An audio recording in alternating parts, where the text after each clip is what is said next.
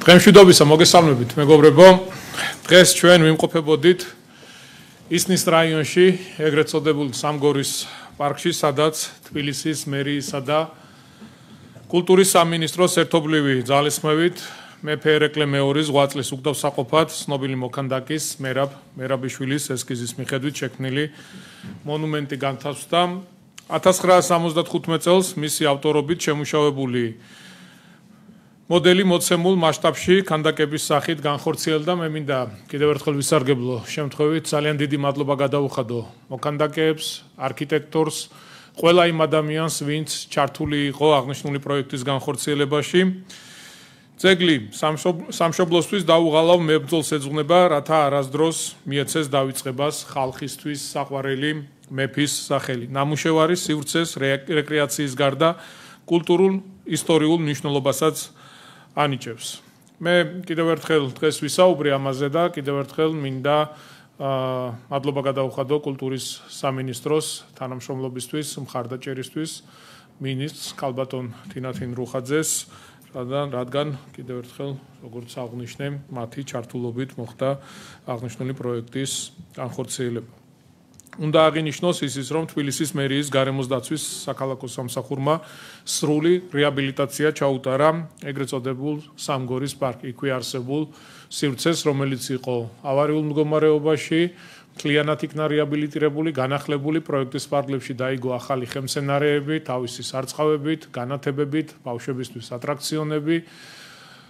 ერთი სიტყვით ძალიან მაგარი სივრცე შეიქმნა, ძალიან მაგარი გარემო არის. დღეს საღამოს 8 საათზე ყველას გეპატიჟებით, ჩვენ შეგვიძლია მივიდეთ, ერთად დავათვალიეროთ თუ როგორი შესრულებულია სამუშაოები. გარდა ამისა, გაიმართება ჯგუფ ურსას კონცერტი და გეოდებით ყველას, დიდს თუ პატარას ისნის რაიონში, სადაც ერეკლე მეორის ძეგლი გაიხსნა დღეს დილით, მანდვე მოწესრიგებული კიდევ ერთი რეკრეაციული სივრცე შეემატება და შეემატა ჩვენს დედაქალაქს, რაც ძალიან კარგია. თბილისის განვითარების ფონდი აქტიურად განაგრძობს დედაქალაქის ისტორიული არეალებში სარეაბილიტაციო სამუშაოებს. ჩვენ რამდენიმე დღის წინ გავხსენით განახლებული მოსავლე ახალგაზრდობის ეროვნული სასახლე, გუშინ დავათვალიერეთ თბილისის განვითარების ფონდის მიერ რეაბილიტირებული კიდევ ერთი ისტორიული შენობა, რომელიც წინამძღვრიშვილის ქუჩა ნომერ 1-ში მდებარეობს. ჩვენთვის ძალიან მნიშვნელოვანია ამ ტიპის პროექტების განხორციელება, რა თქმა უნდა, მომდევნო წლების განმავლობაშიც გავაგრძელებთ აღნიშნული მიმართულების მხარდაჭერას. ბევრი კულტურული მემკვიდრეობის ძეგლის სტატუსის მქონე შენობა-ნაგებობა გვაქვს თბილისში, რომელიც არის ავარიულ მდგომარეობაში, ჭირდება განახლება, რეაბილიტაცია.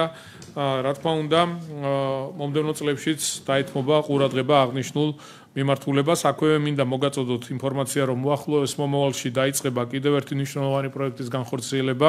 ეს არის სულხან-საბა, ორბელიანისა და ინგოროყვას ქუჩების სარეაბილიტაციო სამუშაოები. ქუჩის მოწესრიგება, იქვე ამ ქუჩებზე განთავსებული შენობა-ნაგებობების სრული განახლება, რეაბილიტაცია. ძალიან მნიშვნელოვანი პროექტია და როგორც გითხარით, რამდენიმე დღეში ძალიან მალე უკვე დავიწყებთ უშუალო სამუშაოების წარმოებას აღნიშნულ პროექტებთან დაკავშირებით. ახლა მინდა შევეხო ერთ ძალიან მნიშვნელოვან საკითხს. ჩვენ ამაზე გამოცხადებული გვქონდა მთელი რიგი კვლევები, ველოდებოდით პასუხებს. თემა ეხება სატრანსპორტო პოლიტიკას. ჩვენ 2017 წელს გადავდგით მნიშვნელოვანი ნაბიჯები და დავიწყეთ ძალიან მასშტაბური რეფორმა ჩვენი სატრანსპორტო პოლიტიკის მიმართულებით. პირველი დავიწყეთ საზოგადოებრივი ტრანსპორტის განახლება. ყველას გვახსოვს თუ როგორი ავტობუსები და მიკროავტობუსები ემსახურებოდა დედაქალაქის მოსახლეობას. ამორტიზირებული, გაუბედურებული, ძირგამომპალი. მთლიანად ჩავანაცვლეთ პარკი და დღეს ქალაქს ჰყავს ახალი ევროპული ტიპის ავტობუსი და მიკროავტობუსი. ჩვენთვის მთავარი ამოცანა და მიზანი არის, რომ საზოგადოებრივი ტრანსპორტი იყოს კომფორტული და გავხადოთ ყველასათვის ხელმისაწვდომი.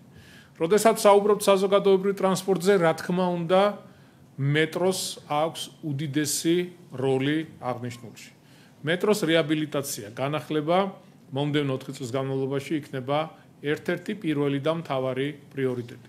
ჩვენ დავაანონსეთ ახალი ტრამვაის მშენებლობა, პირველი ხაზი ეს იქნება დიდი დიღმიდან დიდუბის მიმართულებით და მე დარწმუნებული ვარ იმაში, რომ ჩვენ შევძლებთ, რომ მხოლოდ ამ ერთი პროექტით არ შემოვიფარგლოთ, გავაგრძელოთ ტრამვაის ხაზების მშენებლობა თბილისის მასშტაბით და ეს მნიშვნელოვანი ტრანსპორტი, რომელიც წინა ხელისუფლების პირობებში წაართვეს თბილისს და თბილისელებს დავაბრუნოთ.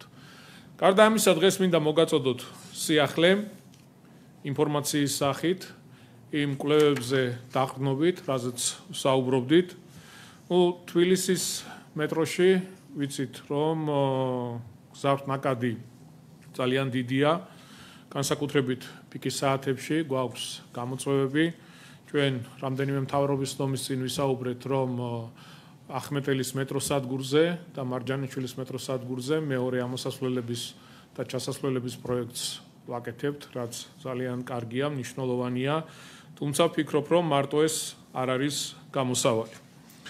მინდა მოგაწოდოთ ინფორმაცია მეტროს პირველ ხაზთან დაკავშირებით, როგორც ახმეტელის მეტროსადგურზე, ასევე ვარკეთილის მეტროსადგურზე განხორციელდება ახალი პროექტი, რაც მოგცემს იმის შესაძლებლობას, რომ პირველ ხაზზე თითო სადგურით ორივე მიმართულებით დავაგრძელოთ აღნიშნული მეტრო, რაც ძალიან მნიშვნელოვანია, მოგაწვით დეტალურ ინფორმაციას, რაც შეეხება ვარკეთილის მიმართულებით პერსპექტიული დაგრძელების ჯამური სიგრძე იქნება კილომეტრი და 200 მეტრი.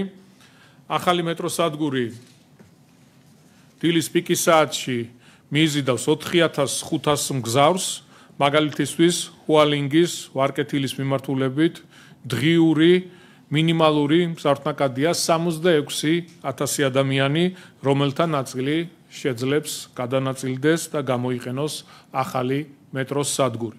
სადგურის დამატებით ასევე შემცირდება საზოგადოებრივ ტრანსპორტში დახარჯული ჯამური მგზავრობის დროც დაახლოებით 576 საათზე არის საუბარი, რაც ქსელის განტვირთვის დამატებითი შესაძლებლობა, რაც შეეხება გლდანის მიმართულებას, აქ პერსპექტიული ხაზი დაგრძელდება კილომეტრი და 100 მეტრით, დილის პიკის საათში კი ახალი სადგური მოიზიდავს 5500 მგზავრს. უკვე ჩატარებული კვლევების მონაცემებით ახმეტელის თეატრის მიმდებარედ გადამსხმდო მგზავრთა რაოდენობა დილის პიკის საათში შემცირდება 4460 მგზავრით, ხოლო ზოგადად გლდანის რაიონიდან მგზავრთნაკადი 11000-ით მოიმატებს. აღსანიშნავია, რომ ორივე საპროექტო სადგურის შემთხვევაში საგრძნობლად შემცირდება იმ მგზავრთა რაოდენობა, რომელსაც სადგურის მოედნამდე მისასვლელად სჭირდებოდა ორჯერ გადაჯდომა, ამასთან შემცირდება მათი მგზავრობის საერთო დრო, საუბარი არის თითქმის 20 წუთზე. პროექტი გააუმჯობესებს საფეხმავლო და ზოგად მისაწვდომობას, მეტროსადგურების უახლესი უბნები, მიზიდულობის წერტილებად იქცევა და გაიზრდება ეკონომიკური აქტივობა. მოძრაობის განტვირთვის შედეგად შემცირდება ნაკადებით გამოწვეული შეფერხება, როგორც მიმდებარე უბნებში, ისე მეტროსადგურების მიმდებარედ, ისედაც დატვირთული საზოგადოებრივი ტრანსპორტის გაჩერებებთან. ვფიქრობ, ძალიან მნიშვნელოვანი პროექტია და რა თქმა უნდა, მისი განხორციელება ჩვენთვის, ჩვენი გუნდისთვის იქნება ერთ-ერთი მთავარი პრიორიტეტი. და ბოლოს მინდა მოგაწოდოთ ინფორმაცია მუნიციპალიტეტის მერიაში დაგეგმილ საკადრო ცვლილებებთან დაკავშირებით. მერის მოადგილის პოსტზე მინდა წარმოგიდგინოთ კახა აბულაძის კანდიდატურა, რომელიც 2023 წლის ოქტომბრიდან თბილისის ბაგა-ბაღების მართვის სააგენტოს ხელმძღვანელობდა. კახა აბულაძე მედიცინის დოქტორია და თბილისის სახელმწიფო სამედიცინო უნივერსიტეტში 2022 წლიდან პედაგოგიურ საქმიანობას ეწევა. მანამდე მუშაობდა კულტურის, სპორტისა და ახალგაზრდობის სამინისტროს ახალგაზრდობის სააგენტოს უფროსის მოადგილის პოზიციაზე, იქამდე კი თბილისის მერიაში ახალგაზრდობისა და სპორტის მიმართულებით სხვადასხვა მენეჯერულ პოზიციებს იკავებდა. დიდია მისი წვლილი დედაქალაქის საჯარო ბაგა-ბაღების განვითარების განხორციელებული წარმატებული პროექტებისა თუ პროგრამების მიმართულებით, ამიტომ ვფიქრობ, დაგროვილი ცოდნისა და გამოცდილების წარმატებით გამოყენებას უკვე მერის მოადგილის პოზიციაზე შეძლებს წარმატებები მინდა უსურვო.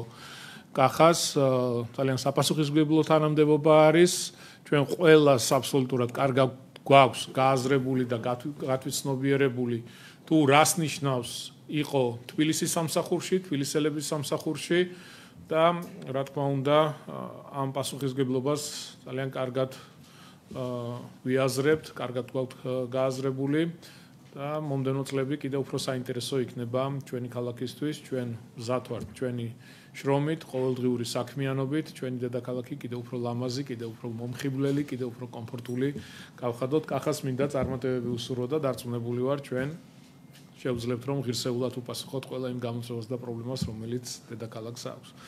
მადლობა, ახლა შეგვიძლია გადავიდეთ დღესასრიგით გათვალისწინებული საკითხების განხილვაზე და გადაწყვეტილებების მიღებას. მადლობა.